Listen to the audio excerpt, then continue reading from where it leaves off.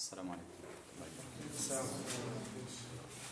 إن الحمد لله تعالى نحمده ونستعينه ونستغفره ونعوذ بالله تعالى من شرور أنفسنا وسيئات أعمالنا. من يهد الله تعالى فلا مضل له ومن يضلل فلا هادي له، وأشهد أن لا إله إلا الله وحده لا شريك له، وأشهد أن محمدا عبده ورسوله. اللهم صل على محمد وعلى آل محمد كما صليت على إبراهيم وعلى آل إبراهيم في العالمين إنك حميد مجيد، وبارك على محمد وعلى آل محمد كما باركت على إبراهيم وعلى آل إبراهيم في العالمين إنك حميد مجيد. أما بعد، أيها الإخوة الكرام، فأهلا ومرحبا بكم مع الدرس الأول من دروس مصطلح الحديث.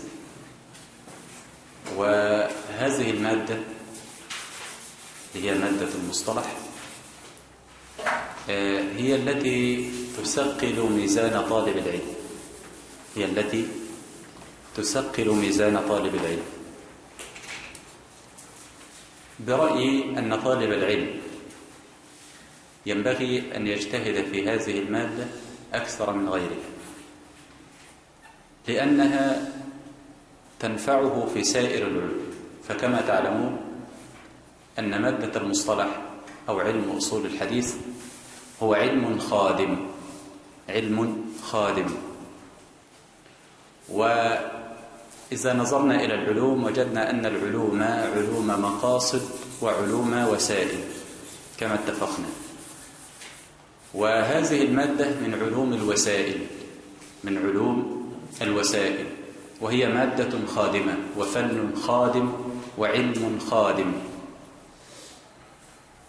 وربما نجد من العلوم ما يكون خادما لفن معين، لكن علم الحديث علم خادم لسائر العلوم، علم خادم لسائر العلوم. فمثلا إذا نظرنا إلى علم الفقه نجد أن الفقيه لا يعمل في استخراج الأحكام من الأدلة إلا بعد أن يقول له المحدث هذا الحديث صح عندنا، هذا الحديث صح عندنا. فكما تعلمون أن رأس الأدلة الكتاب والسنة، والفقيه إذا أراد أن ينظر يبدأ بالكتاب ثم ينظر في السنة. واتفقوا على أن الله تبارك وتعالى، اتفق العلماء على أن الله تبارك وتعالى حفظ السنة كما حفظ القرآن. إنا نحن نزلنا الذكر وإنا له لحافظون، فالذكر قرآن وسنة. وإن كان الكتاب قد حفظ بآياته وصوره وبكلماته، فإن كذلك السنة قد حفظت في الجملة، السنة قد حفظت في الجملة. ولذلك الفقهاء مثلا لا يعملون في الفقه إلا بعد صحة الحديث. فإذا كان الفقيه غير ملم بمادة أو مطلع مثلا على مادة كمادة الحديث، يبقى إذن سيضيع كثير من جهده، لأنه ربما يسهر الليل فيستخرج الأحكام ويستخرج الفوائد ونحو هذا من الحديث، ثم في نهاية المطاف يقال له هذا الحديث لم يصح، هذا الحديث لم يصح. والفقهاء جميعا متفقون على أنه لا يصح الاستدلال في الأحكام الشرعية بالأحاديث الضعيفة. اتفقوا جميعا، بل اتفق العلماء على أنه لا يستدل في الأحكام الشرعية في الأوامر والنواهي إلا بما صح عن النبي صلى الله عليه وسلم، إلا ما كان من ابن الهمام الحنفي رحمه الله تعالى رحمة واسعة، فإنه جوز أن يستدل بالحديث الضعيف في الفقه، يعني في الأحكام في الأوامر والنواهي. وقد حمل العلماء رحمهم الله قوله على جواز الاستدلال بالحديث الضعيف إذا احتف بالقرائن أو احتف بالإجماع، فيكون حينئذ الدلالة في الإجماع لا في الحديث الضعيف، وإنما الحديث الضعيف في الظاهر فقط. الحديث الضعيف يكون حينئذ في الظاهر فقط. واستدلوا مثلا بقوله صلى الله عليه وسلم، والإسناد لا يصح يعني، لكن بالحديث الماء طهور إلا ما غلب على طعمه ولونه وريحه. والإجماع على أن الماء طهور لا ينجسه شيء إلا ما غلب على لونه أو طعمه أو ريحه. إذن هو نفس منطوق الحديث تقريبا. فحينئذ الدلالة في الحديث أو في الإجماع؟ لا، الدلالة في الإجماع، في أصله الدلالة في الإجماع. المقصود أن علم الحديث علم مهم. عليكم السلام.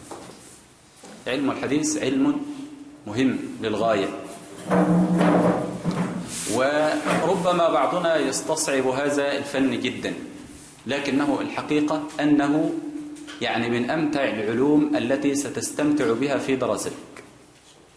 وإن شاء الله سنحاول أن نصور هذا الفن، والله المستعان، تصويرا يصل إلى القلوب قبل الأذهان.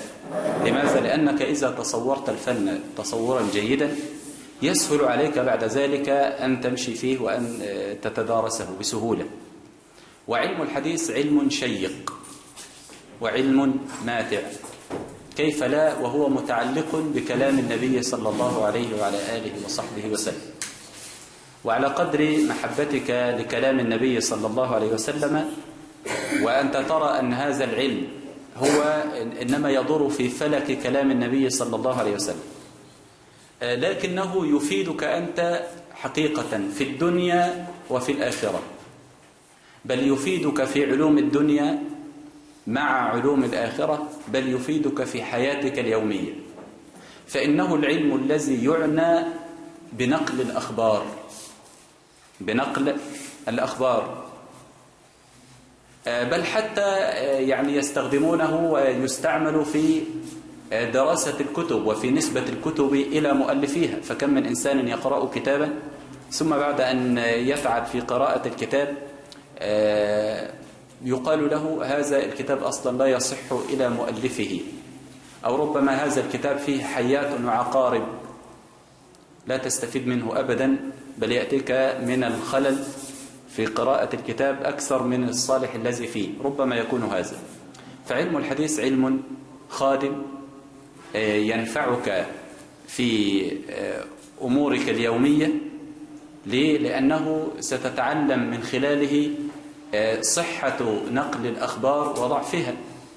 ليه؟ لأن هذا العلم أصلا إنما يعنى بنقل كلام النبي صلى الله عليه وسلم صحة وضعفا، يعني بما صح عن النبي صلى الله عليه وسلم وبما لا يصح عن النبي صلى الله عليه وسلم. إذن كلام نقل الأخبار بصورة عامة إنما يعطيك هذا العلم الميزان الذي تزن به الكلام، بل الميزان الذي تزن به العلوم، بل الميزان الذي تزن به حياتك اليومية.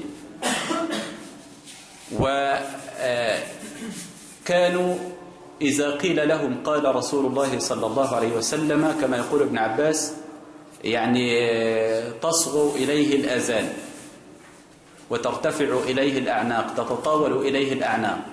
أو أي واحد يقول قال النبي صلى الله عليه وسلم يوم يسمع له مباشرة. قالوا حتى وقعت الفتنة وانتشرت الكذابة، فكانوا إذا قيل لهم قال رسول الله صلى الله عليه وسلم قالوا سموا لنا رجالكم، سموا لنا رجالكم. ولأن ديننا دين سمعي، يعني القرآن نقل إلينا بالسماع، تمام؟ نزل به جبريل على قلب النبي صلى الله عليه وسلم، فكان النبي صلى الله عليه وسلم يعلم القرآن الصحابة ويحفظهم ويسمع منهم، يقرأ عليهم ويسمع منهم. وقال النبي صلى الله عليه وسلم يوما لأبي بن كعب اقرأ علي، قال يا رسول الله أقرأ عليك أنزل؟ قال إن الله أمرني أن أسمع منك. والخبر المشهور في سماع النبي صلى الله عليه وسلم لقراءة أبي موسى الأشعري، وكان النبي صلى الله عليه وسلم يحفظهم. ويقول جابر علمنا النبي صلى الله عليه وسلم دعاء الاستخارة كما يعلمنا السورة من القرآن. يبقى كان بيحفظهم القرآن، يبقى إذا نزل عليه فعلمهم وسمع منه. علمه وسمع منه تعليما وتحفيظا. وأيضا علمهم النبي صلى الله عليه وسلم السنة، كانوا يسمعون منه ويسمع منهم وهكذا. وربما سمع من بعضهم أو روى من بعضهم، كما حصل لتميم الداري رضي الله عنه، فإن النبي صلى الله عليه وسلم روى عنه قصة الجساس، وهذه منقبة عظيمة لتميم الداري رحمه الله تعالى ورضي عنه. فلما انتشرت الكذابة على رسول الله صلى الله عليه وسلم فيما بعد لما وقعت الفتن، وإنما ظهر الكذب بظهور التشيع، ظهر الكذب بظهور التشيع، فإن دينهم يقوم على الكذب. ثم انتشر الكذب وهكذا، وكان بعضهم إذا استحسن شيئا نسبه للنبي صلى الله عليه وسلم، فقالوا سموا لنا رجالكم. يعني أنت بتقول قال النبي صلى الله عليه وسلم، إذن أنت لم تسمع منه مباشرة. ليه؟ لأن الكذب أبدا لم يعرف في أصحاب النبي صلى الله عليه وسلم أبدا، إنما في من جاء بعدهم. فكان الرجل إذا قال النبي صلى الله عليه وسلم يقولون ممن سمعت، سمي لنا من سمعت منه، سموا لنا رجالكم. ولذلك قال ابن المبارك رحمه الله: الإسناد عندي من الدين، ولولا الإسناد لقال من شاء ما شاء. الإسناد اللي هو إيه؟ سلسلة الرجال الموصلة منك إلى مصدر الكلام. فأنت لما تقول قال رسول الله صلى الله عليه وسلم وأنت لم تسمع منه، إذن أنت سمعت من إنسان آخر، صحيح؟ وهذا الذي سمع من إنسان آخر حتى نصل إلى النبي صلى الله عليه وسلم. إذن بينك وبين مصدر الكلام اللي هو لو قلنا في الحديث النبوي فإن المصدر يكون رسول الله صلى الله عليه وسلم، إذن بينك وبين النبي صلى الله عليه وسلم عدد من الرجال. خلاص؟ لو جعلنا كل إنسان يمسك بيد الآخر لكان ذلك أشبه بالسلسلة. فإذا السند والإسناد اللي هو سلسلة الرجال الموصلة إلى المتن اللي هو الكلام الذي سنتحاكم إليه أو سنتدارس فيه، اللي هو متن الحديث أو قول القائل أيا كان. خلاص؟ فلو أنك سمعت خبرا مثلا قالوا اليوم حصل كذا كذا كذا، أنت رأيت هذا الذي حدث. طيب سمعته من من؟ سمعته من فلان. خلاص؟ طيب وفلان رأى الحدث أو سمعه؟ لا، إنما سمعه من إيه؟ من إنسان آخر. خلاص؟ طيب هذا الثاني سمع الحدث أو رأى؟ لا، إنما سمع إنسانا آخر، إلى أن نصل إلى القائل أو مصدر الكلام الأصل. طيب الواسطة التي بينك كسامع أو انتهى إليه الكلام وبين المصدر عبارة عن عدد من الرجال أو عدد من الأفراد أو الأشخاص أيا كان. خلاص؟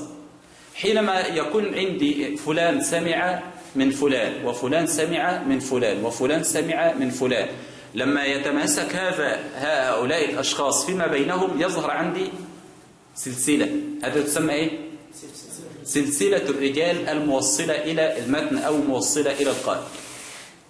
فقال ابن المبارك: الإسناد عندي من الدين، يعني معرفة وسائط الكلام. الإسناد عندي من الدين، ولولا الإسناد لقال من شاء ما شاء. وجاء رجل فضرب المعلم ولده في مدرسة أو نحو هذا، فالولد رجع آخر اليوم بيبكي: ما لك يا ولد؟ قال: ضربني المعلم. وكان هذا الرجل راويا، فقال: أهكذا لأخزينهم اليوم. حدثنا فلان عن فلان عن ابن عباس أن النبي صلى الله عليه وسلم قال: شراركم معلموكم. شراركم إيه؟ معلموكم. طيب الرجل الآن وضع إسنادا، لو احنا قبلنا منه هذا الكلام دون أن ننظر من الذي حدثه لكذب على النبي صلى الله عليه وسلم. ولذلك وضع أناس أحاديث على النبي صلى الله عليه وسلم، الوضع اللي هو الكذب، يعني كذبوا أحاديث على النبي صلى الله عليه وسلم. طيب كيف نعرف الصدق من الكذب؟ إلا من خلال مصدر الكلام. إلا من خلال إيه؟ مصدر الكلام. فكانوا إذا قال الرجل قال النبي صلى الله عليه وسلم قالوا سمي لنا ممن سمعت، سموا لنا رجالكم، يعني اذكروا لنا الواسطة التي بينك وبين النبي صلى الله عليه وسلم حتى ننظر هذه الواسطة يعني صادقون فيما قالوا فنقبل الحديث أو لم يصدقوا، اللي هي شرائط المحدثين في قبول الخبر، شرائط أو شروط المحدثين في قبول الخبر. فقال ابن المبارك الإسناد عندي من الدين، ولولا الإسناد لقال من شاء ما شاء. وقال أيضا الذي يطلب أمر دينه بلا إسناد كمثل الذي يرتقي السطح بلا سلم. وقال سفيان الثوري رحمه الله تعالى الإسناد سلاح المؤمن، فإذا لم يكن معه سلاح فبأي شيء يقاتل. ولذلك هذه الأمة عظم فيها جدا أمر الإسناد، بل هي الأمة الوحيدة التي تراعي أمر الإسناد أو التي ينقل دينها بالسماع، فصح إلى يومنا هذا بسبب حفظ الله تبارك وتعالى أولا، ثم بسبب جهود علماء الحديث في صحة نقل الأخبار والأحاديث عن رسول الله صلى الله عليه وسلم. ولذلك قيل لابن المبارك رحمه الله تعالى، عبد الله بن المبارك إمام كبير، قيل له الأحاديث الموضوعة كيف ستفعلون فيه؟ قالوا له الأحاديث الموضوعة، قال يعيش لها الجهابذة الذين يستخرجون الأحاديث الصحيحة ويبينوها، ويستخرجوا الأحاديث الضعيفة والموضوعة والمكذوبة على رسول الله صلى الله عليه وسلم. وكان الدارقطني رحمه الله تعالى يقول يا أهل بغداد لا يظنن أحدكم أنه يقدر أن يكذب على رسول الله صلى الله عليه وسلم وأنا حي. على طول يبين لهم الذي كذبوه مباشرة. وكانوا يحفظون الأحاديث الضعيفة كما يحفظون الأحاديث الصحيحة. يبقى بذل علماء الحديث رحمهم الله جهدا عظيما في بيان ما صح عن النبي صلى الله عليه وسلم، ووضعوا قواعد وشروط يعرف بها صحة وقبول هذا المتن أو هذا الحديث، وشروط أيضا لبيان الضعف، أو وضعوا شروط فإذا تحققت يقال هذا الحديث صحيح، وإذا لم تتحقق يقال هذا الحديث لا يصح عن النبي صلى الله عليه وسلم. بل يمكن أن تنتفع أيضا بهذا العلم وبهذا الميزان في قبول الأخبار اليومية. فكم من شائعة سببت خللا أو أفسدت بيتا أو ربما أفسدت بلدا أو أفسدت أمة بسبب خبر كاذب اخترعه إنسان ثم تناقله الناس، فلم يسألوا يوما عن الناقل ولا عن ماهيته ولا عن صدقه ولا عن عدالته، فحينئذ شاع الخبر وهو كاذب، شاع الخبر وانتشر بين الناس، وأنزل هذا الخبر الكاذب بمنزلة الصدق بسبب الشيوع، بسبب الشهرة بين الناس. ولذلك لو تحرينا في الكلام لا ضاق كثير من الخلاف وقل كثير من الخلاف بين المسلمين بسبب تحري الأخبار. ولذلك ربما تفسد الأخوة بين رجلين أو أكثر بسبب خبر كاذب نقله أحدهم ثم تناقل هذا الخبر، حتى فسدت هذه الأخوة وفسدت هذه الصحبة الطيبة. بل ربما بيوت خربت بسبب أخبار كاذبة.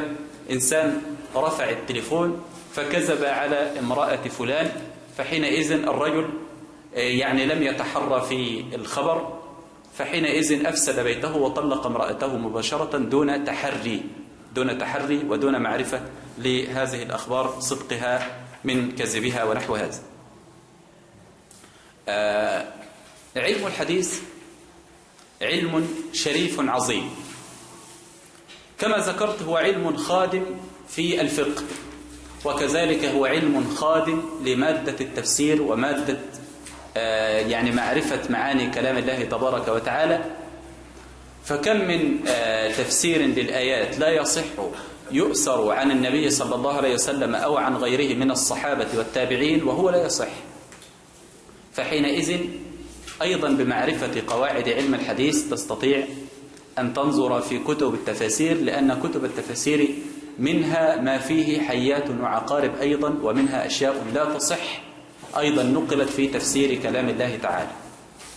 إذن معرفتك بعلوم الحديث تؤهلك للنظر في سائر العلوم، سواء العلوم الأخروية أو العلوم الدنيوية. دائما تصطحب معك علم الحديث وقواعد المحدثين في نقل الأخبار وفي معرفة الأخبار، بل في صحة الكتب إلى ناقله. إن شاء الله تبارك وتعالى سنتدارس في هذه السنة بإذن الله تعالى كتاب تيسير مصطلح الحديث للدكتور محمود الطحان رحمه الله تعالى، وهو كتاب مع يعني يسره وتيسيره لهذه المادة، إلا أنه أيضا كتاب منظم وقسمه المؤلف تقسيما جيدا وراعى فيه بعض الأشياء، وإن شاء الله سنتدارس الكتاب سويا. والمؤلف رحمه الله تعالى كخطة عامة في الكتاب جعل مادة المصطلح في هيئة أبحاث، وهذا لسهولة تصور الفن، أنه يقسم المادة التقسيم الأكاديمي الحديث، فسهل عليك المسألة. يبقى جعل المادة في هيئة أبحاث، ثم قسم الأبحاث إلى فقرات، الفقرة الفلانية حتى تتضح الفكرة، فلا يعني يحصل نوع من التوهان بين الأبحاث. يبدأ غالبا بتعريف الفقرة أو المادة التي سيتكلم عليها، البحث الذي سيتكلم عليه، ثم يضرب لك مثالا، ثم يذكر يعني أشهر المصنفات في هذا الموضوع. وعلم مصطلح الحديث يقوم على أقطاب 4. النظرة العامة لعلم المصطلح بصورة عامة يقوم على أقطاب 4. أولها تقسيمات الخبر، تقسيمات الخبر. وتقسيمات الخبر، الخبر بصورة عامة يشمل الحديث وغيره. وإذا أردنا أن نقسم الخبر بصورة عامة اللي هو الحديث، فيقسم من جهة وصوله إلينا، فيقسم إلى متواتر وآحاد. احنا طبعا سنتعرف على كل مصطلح من هذه المصطلحات. ويقسم من جهة قبوله ورده إلى مقبول ومردود. المقبول اللي هو الحديث الصحيح والحسن، والمردود اللي هو الحديث الضعيف بأنواعه. فتقسيمات الخبر اللي هو الركن الأول أو القطب الأول من أقطاب مادة الحديث، اللي هو الخبر، تقسيماته من حيث وصوله إلينا ينقسم إلى متواتر وآحاد. والمتواتر ينقسم إلى متواتر لفظي ومتواتر معنوي. وكذلك خبر الآحاد ينقسم إلى مشهور وعزيز وغريب. سنتعرف على كل هذا. ثم يأتي قبول الخبر، أو يأتي تقسيم الخبر من جهة قبوله ورده، يعني هل نقبل هذا الخبر أو نرده، هل هو صحيح فنقبله أو ضعيف فنرده. فينقسم إلى صحيح، إلى مقبول ومردود. وهذا الخبر المقبول ينقسم إلى حديث أو خبر صحيح وحسن. والصحيح ينقسم إلى صحيح لذاته وصحيح لغيره، والحسن كذلك ينقسم إلى حسن لذاته وحسن لغيره. وأما الضعيف فأنواع. يبقى هذا الكلام على الخبر بصورة عامة، على الحديث بصورة عامة، تقسيمات الخبر أو تقسيمات الحديث. القسم الثاني أو القطب الثاني وهو يعنى بعلم برأسه، وهو الجرح والتعديل والكلام على الرواة، اللي هو سلسلة الإسناد الموصلة إلى متن الحديث. فيعنى بالجرح والتعديل أو بجرح الراوي وتعديل الراوي، يعني توضيح صدق وعدالة هذا الراوي، أو يعني ضعفه واتهامه مثلا بالكذب أو نحو هذا. القطب الثالث ينقسم أو يتكلم عن الرواية وأصولها، أصول الرواية.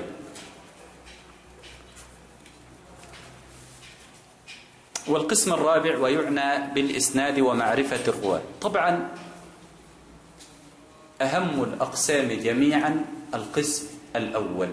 القسم الأول.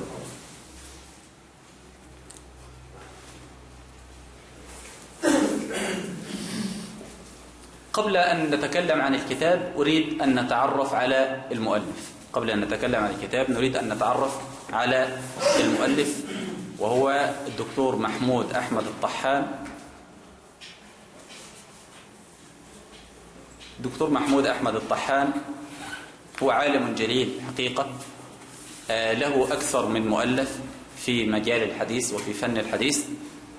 ولد في حلب ونشأ وتعلم وترعرع في أرض الشام، ردها الله تعالى إلى المسلمين وحفظ أهلها من كل سوء، ودرس فيها الدراسة الابتدائية وحفظ القرآن الكريم، ودرس الدراسة الشرعية بكلية الشريعة جامعة دمشق، ثم انتقل إلى بلاد الحرمين فدرس فيها أيضا، وتخرج بعد تخرجه من كلية الشريعة درس فيها أيضا وحصل على الدكتوراه ونحو هذا، ودرس أيضا في الأزهر في مصر وحصل على الدكتوراه من مصر، وتعلم فيها على أساتذة الأزهر ونحو هذا، وعمل فترة في الجامعات الإسلامية في بلاد الحرمين، ثم رجع أخيرا إلى بلاد الشام في الفترة الأخيرة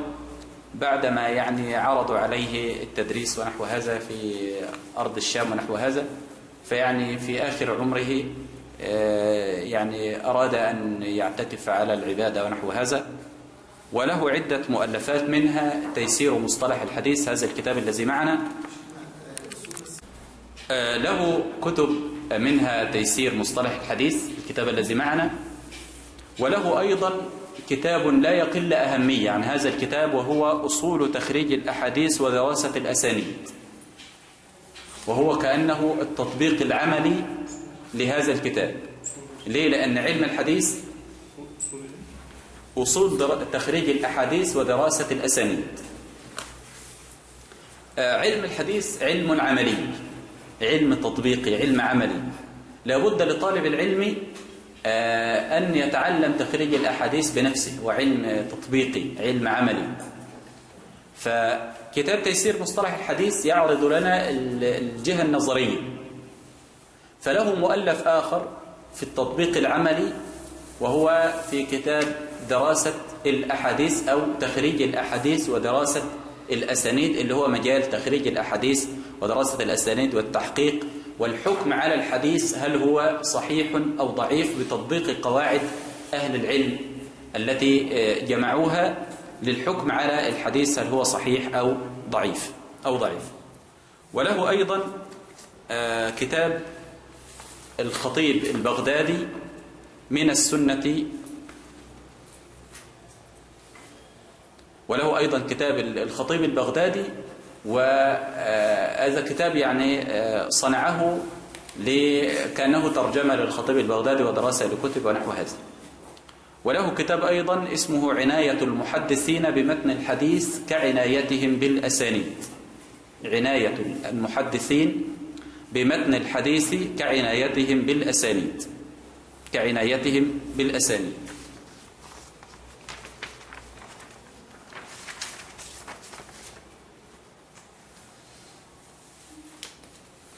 الكتاب كتاب تيسير مصطلح الحديث الحقيقة لقي قبولا في الأوساط العلمية، والمؤلف رحمه الله تعالى كان يدرس في الجامعات، فكان الذي يدرس غالبا مقدمة ابن الصلاح اللي هو علوم الحديث لابن الصلاح، والتقريب للنووي، وشرح التقريب اللي هو تقريب التهذيب، تقريب النووي رحمه الله تعالى، في تدريب الراوي للسيوطي رحمه الله تعالى. هذه الكتب يعني فيها بعض الإغلاق في بعض المباحث الحديثية، فأراد المؤلف تقريب هذه المادة لطلاب الجامعات فكتب هذا الكتاب، فكان هذا الكتاب يدرس في الجامعات. والحقيقة أنه لقي في الأوساط العلمية لقي قبولا بسبب التقسيمات التي قسمها المؤلف، بسبب يعني تصوير المادة تصويرا سهلا يسهل لك بسهولة أن تطلع على الكتاب وتتصور الكتاب وتتصور المادة. ولذلك الكتاب طبع طبعات كثيرة جدا، وحققه وعلق عليه بعض أهل العلم، منهم الشيخ علي بن نايف الحشود، ألف كتابا سماه فتح المغيث في التعليق على تيسير مصطلح الحديث. وأيضا الشيخ طارق عوض الله حفظه الله أيضا له كتاب في نقد أو التعليق اسمه إصلاح الاصطلاح، في نقد أيضا أو التعليق على تيسير مصطلح الحديث. إن شاء الله ربما نتعرض للأشياء التي تكلموا فيها على الكتاب. نشأة علم المصطلح وأشهر المصنفات التي مرت به، وأشهر المصنفات التي صنفت فيه. بالنسبة لعلم المصطلح دل كتاب الله تبارك وتعالى وسنة نبيه صلى الله عليه وسلم على مبدأ التثبت في نقل الأخبار. دل كتاب الله تعالى وسنة الرسول صلى الله عليه وسلم على مبدأ، وهو نقل أو التثبت في نقل الأخبار والنظر في نقلة الأخبار. فقال تعالى: يا أيها الذين آمنوا إن جاءكم فاسق بنبأ فتبينوا، وفي قراءة فتثبتوا. يبقى إذن هذه الآية تدل على التحقق في نقلة الأخبار والتحقق في نقل الأخبار. وقال النبي صلى الله عليه وسلم في حديث ابن مسعود: نضر الله امرئا سمع منا حديثا فبلغه كما سمعه، أو فبلغه كما سمعه. يبقى هنا إيه؟ بلغه كما إيه؟ سمعه. فرب مبلغ أوعى من سامع، ورب حامل فقه ليس بفقيه. يعني ربما تحمل أنت الحديث بلفظه كما سمع. يبقى هنا الشاهد: نضر الله امرأ سمع منا حديثا، أو سمع منا مقالة، أو سمع منا شيئا فبلغه كما سمعه. يبقى لابد هنا من الايه؟ من الحفظ، من الاحتياط في نقل الأخبار. فربما تنقل أنت حديثا وتسمع حديثا فتبلغه إلى من هو أفقه منك، فيستخرج من هذا الحديث فوائد. وكان الشافعي يقول: يا أهل الحديث إذا صح الحديث عندكم فقولوا لنا. يبقى إيه؟ الفقيه لكل يعني فضيلة ومنة أكرمه الله تعالى بها. ربما يكون إنسان يحفظ الحديث فينقل هذا الحديث إلى غيره، فيستخرج هذا الثاني فوائد من هذا الحديث ونكت علمية ولطائف ينتفع بها المسلمون. ليه؟ لأن كل الفضائل لا تجمع في شخص واحد. خلاص؟ يبقى الشاهد قوله صلى الله عليه وسلم: فبلغه كما سمعه. وفي رواية: فرب حامل فقه إلى من هو أفقه منه، ورب حامل فقه ليس بفقيه. ورب حامل فقه ليس بفقيه. فدلت الآية والحديث على المبدأ، وهو التثبت في نقل الأخبار. التثبت في نقل الأخبار. وعلم الحديث كغيره مر بأطوار ومر بمراحل، حتى يعني وصل إلى أن يقال هذا الكتاب في علم الحديث، أو وصل إلى مرحلة التخصص كسائر العلوم. فبدأ أولا بالتصنيف، أو صنف العلماء في علم الحديث تصنيفا من غير استقلال، يعني أبحاث مفردة تعنى بعلم الحديث لكنها منثورة في الكتب، كالذي نجده مثلا في الرسالة، في كتاب الرسالة للشافعي، وفي كتاب الأم للشافعي. وهذه عادة العلماء في التصنيف في أي فن من الفنون. لو نظرنا إلى بداية التصنيف فيه لوجدناه أبحاثا مستقلة، أبحاثا مفردة ومفرقة في الكتب، يبقى التصنيف من غير استقلال. ثم المرحلة الثانية حصل فيها نوع من الاستقلال الأولي، كما في كتاب المحدث الفاصل للرمى هرمزي رحمه الله تعالى. وهذا الكتاب بدأ يجمع مباحث الحديث لكنه لم يستوعب المباحث الحديثية، لم يستوعب كل المباحث الحديثية التي يتكلم عليها بعد ذلك علماء الحديث. تفهمين معايا ولا لا؟ فاهمين؟ طيب، بنقول بصورة عامة أن العلوم في نشأتها، في بداية تدوين المسلمون للعلوم بصورة عامة، بدأوا بالتصنيف بصورة عامة، بدأوا يصنفوا بصورة عامة، فيجمع المؤلف أو المصنف ربما أبحاثا مشتتة مفرقة في كتاب واحد، وهذا الذي يسميه العلماء بالتصنيف من غير استقلال، يعني ليس هناك استقلال لفن معين. ثم يأتي طبقة أخرى من العلماء فيبدأون يجمعون كل فن على حدة لكن من غير اكتمال. واضح؟ تمام. ثم تأتي مرحلة أخرى أو طور آخر من العلماء، أو طبقة أخرى من طبقات العلماء، فتبدأ في استقلال العلوم بطريقة يعني غير موسعة، لكن بدأ نوع الاستقلال، فبدأ يصنف كتب في التفسير، كتب في الفقه، كتب في أصول الفقه، كتب مثلا في أصول الحديث، كتب في المتون الحديثية كالصحاح والسنن والمسانيد ونحو هذا، كتب مثلا في السير والمغازي، كتب في اللغة كنحو وصرف أصول إلى آخره، كتب مثلا المعاجم وكتب اللغة ونحو هذا. بدأ نوع من استقلال الفنون.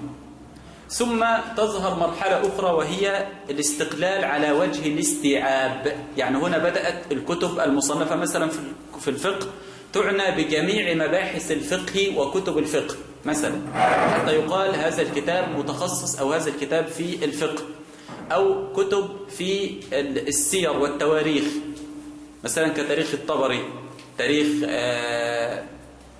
الكتب التي صنفت أولا في التواريخ، كتب مثلا في أصول الفقه. يبقى هذا الذي يسميه العلماء التصنيف أو الاستقلال على وجه الاستيعاب، يعني هنا الكتب استوعبت مباحث هذا الفن. واضح الكلام؟ ثم تأتي مرحلة أخرى وهي مرحلة الاستقلال مع الجمع، بدأوا هنا يجمعوا المباحث بعضها مع بعض. ثم يأتي بعد ذلك العكوف على الكتب التي حصل فيها نوع من الاستيعاب، بدأ العلماء يعكفوا على هذه الكتب بالشرح، بالنقد، بالنظم لهذه الكتب، بالتحقيق، بالحواشي، وضع الحواشي على هذه الكتب، فحصل نوع أو طفرة في فنون العلم. هذا التقسيم هو بصورة عامة في كل الفنون وليس في علوم الحديث خاصة. أشهر المصنفات في علم الحديث كتاب المحدث الفاصل بين الراوي والواعي، وهذا مطبوع في مجلد كبير، صنفه أبو محمد الحسن ابن عبد الرحمن ابن خلاد الرمى هرمزي، المتوفى في سنة 60 و300 من الهجرة. وهذا الكتاب قلنا أنه من الكتب التي صنفت من غير استيعاب لهذا الموضوع، ولذلك هو توفي سنة كم؟ 60 و300، يعني 360 من الهجرة. ثم كتاب معرفة علوم الحديث للحاكم النيسابوري صاحب المستدرك. وطبعا هذه الأسماء ستمر عليك كثيرا يعني. وهذا توفي سنة 5 بعد 400 من الهجرة.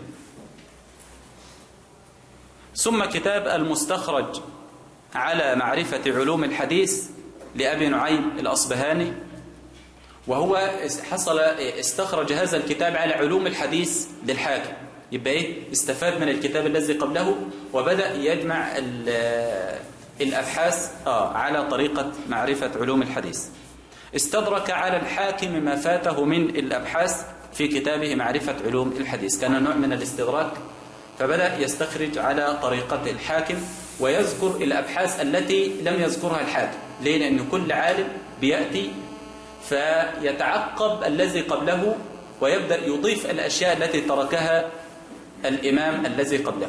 بدأ نوع من الإضافة للعلم والاستفادة ممن سبقه. وأيضا أبو نعيم الأصبهاني أيضا ترك أشياء لمن يأتي بعده، وهذه طبيعة العلم. العلم بصورة عامة لا يسلم قياده لأحد، يعني ما في أحد يكون جمع كل شيء حتى أننا لا نحتاج إلى أحد من بعده، هذا لا يكون في العلم.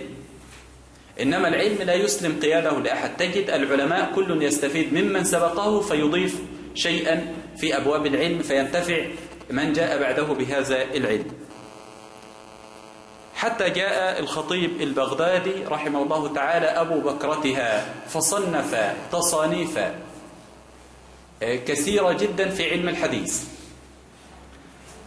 حتى أنه لا يتصور طالب علم لا يقرأ كتب الخطيب البغدادي رحمه الله تعالى، خاصة كتاب الكفاية في علم الرواية، وهذا مطبوع في مجلدين، له أكثر من طبع الحقيقة، لكن له طبعة هندية وطبعة مصرية ونحو هذا. وهذا صنفه الخطيب البغدادي رحمه الله تعالى، وهو كتاب حافل بتحرير المسائل.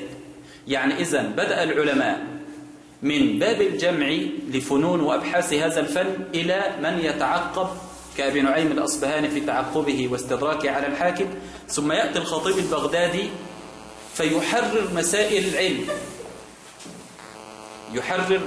العلم، وكذلك سائر العلوم. لما ننظر نجد أنه كالسلم، كل عالم يأتي فيضيف شيئا ويترقى بالعلم، يرفع هذا الفن يترقى فيه، ثم يضيف شيئا على من سبقه لينتفع من جاء بعده بهذا العلم وبهذه الإضافة.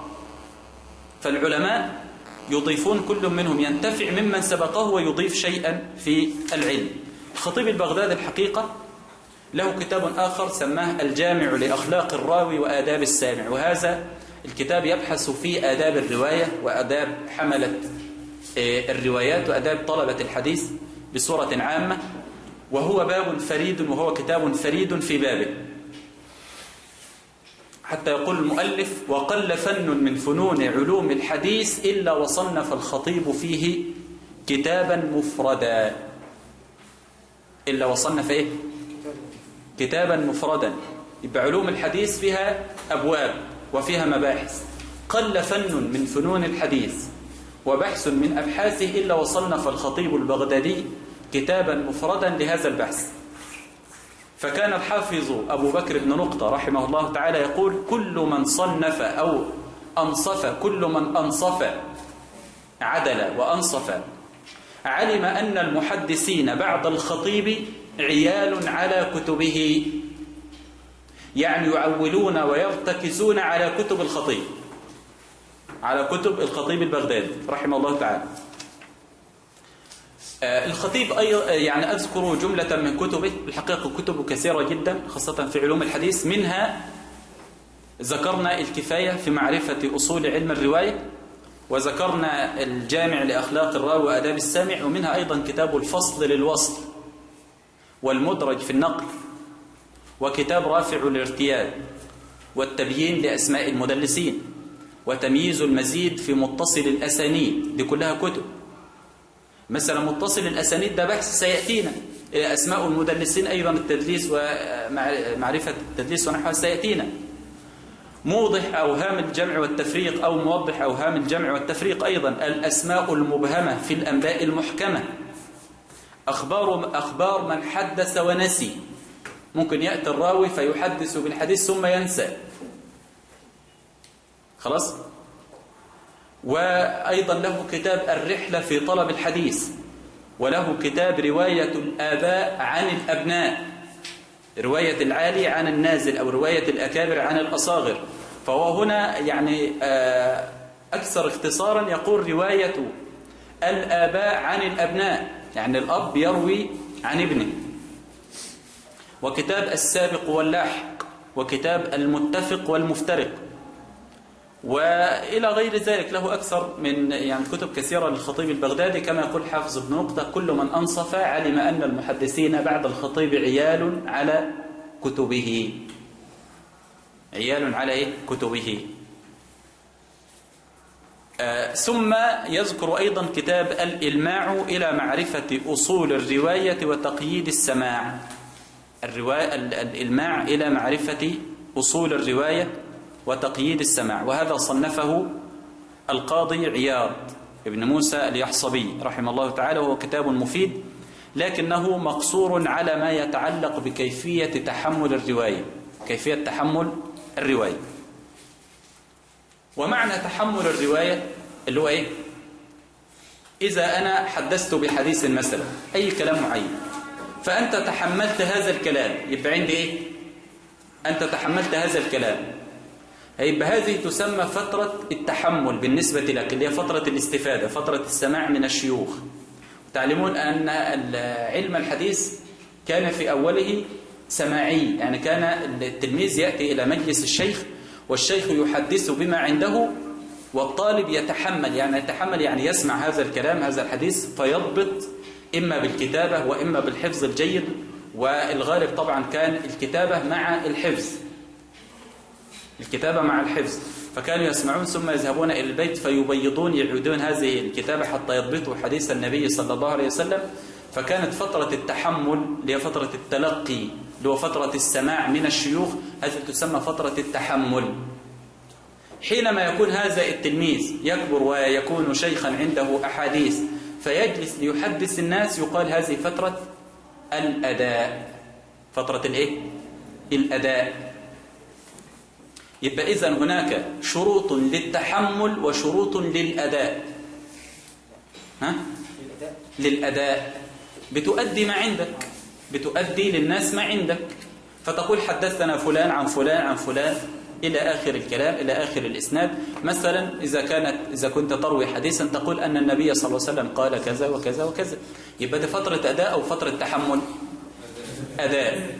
طيب وفترة السماع فترة إيه؟ تحمل.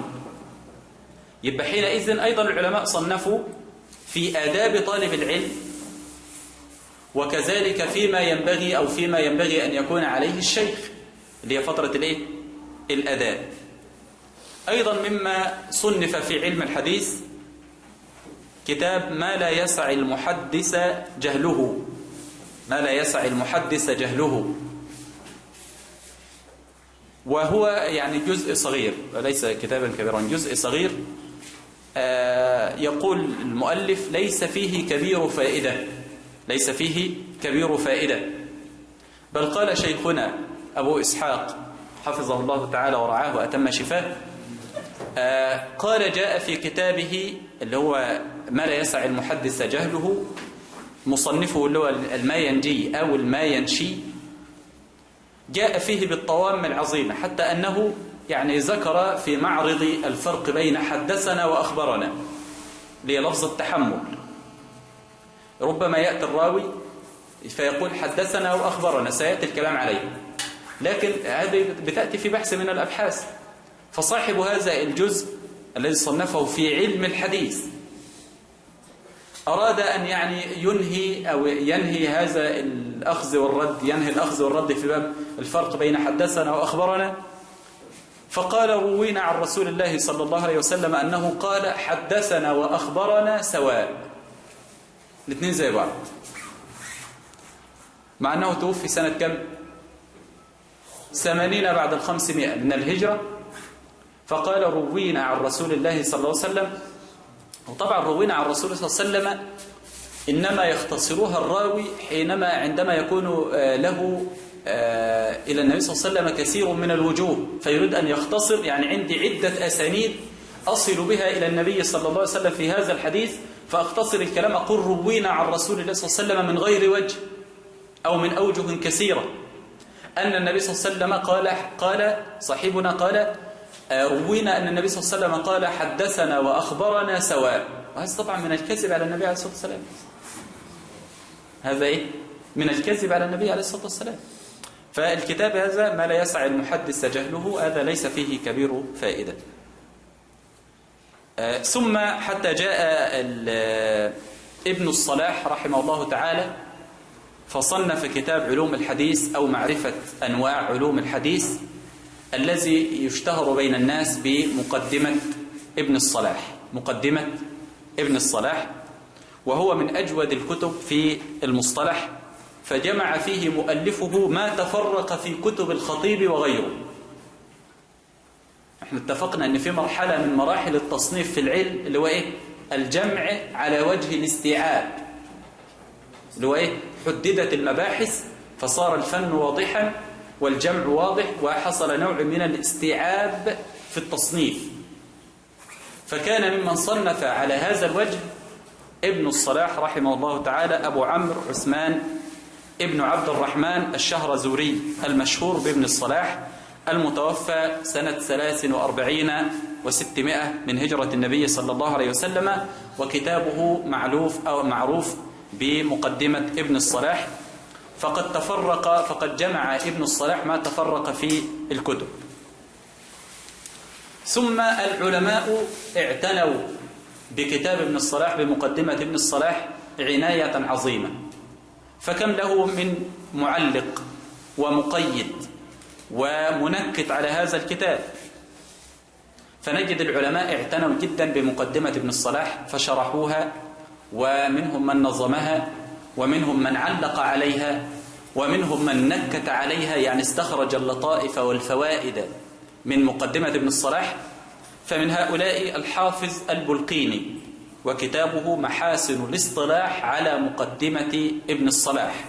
محاسن الاصطلاح على مقدمة ابن الصلاح للحافظ البلقيني رحمه الله.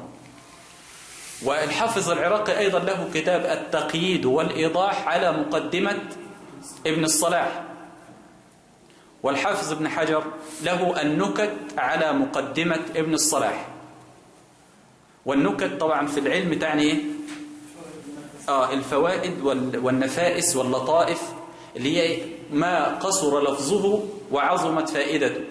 يوم ينكت يستخرج نكتة لطيفة، هي لطيفة من لطائف العلم ومع ذلك مختصرة، هذه يسموها ايه؟ نكت. وأيضا نكت الزركشي، وهذا مطبوع في 4 مجلدات. وأيضا إصلاح مقدمة ابن الصلاح للحافظ مغلطاني رحمه الله تعالى. فكم لهذا الكتاب من مختصر وناظم ومعارض ومنتصر، اللي هو مقدمة ابن الصلاح. ولذلك كتاب مقدمة ابن الصلاح يعني درسه كثير من أهل العلم، درسه كثير من أهل العلم واعتنى العلماء كما ترى. وهناك شروح كثيرة جدا أيضا لمقدمة ابن الصلاح، لكن أنا أقتصر على المشهور فقط. لكن العلماء اعتنوا عناية عظيمة بمقدمة ابن الصلاح بالشرح والبسط والتقريب ونحو هذا. أيضا من هؤلاء الذين اعتنوا بمقدمة ابن الصلاح التقريب والتيسير لمعرفة سنن البشير النذير للحافظ النووي رحمه الله تعالى، وهو اختصر كتاب علوم الحديث لابن الصلاح أيضا. وهو كتاب جيد، لكنه طبعا متن، والمتن ما قل لفظه، فقليل اللفظ حصل فيه نوع من الإغلاق، لفظ مغلق بعض الشيء. ولذلك جاء السيوطي رحمه الله تعالى فقرب في تقريب النووي، شرح تقريب النووي في تدريب الراوي، شرح تقريب النووي. يبقى النووي رحمه الله اختصر مقدمة ابن الصلاح في التقريب، فجاء السيوطي فشرح التقريب في التدريب. واضح؟ تمام.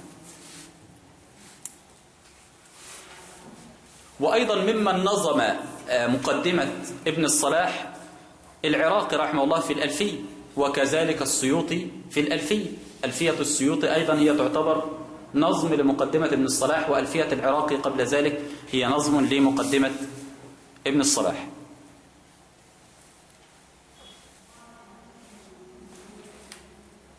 كما ذكرت الحافظ العراقي رحمه الله تعالى له ألفية نظم فيها مقدمة ابن الصلاح، فجاء الحافظ السخاوي فشرحها في فتح المغيث في شرح ألفية الحديث.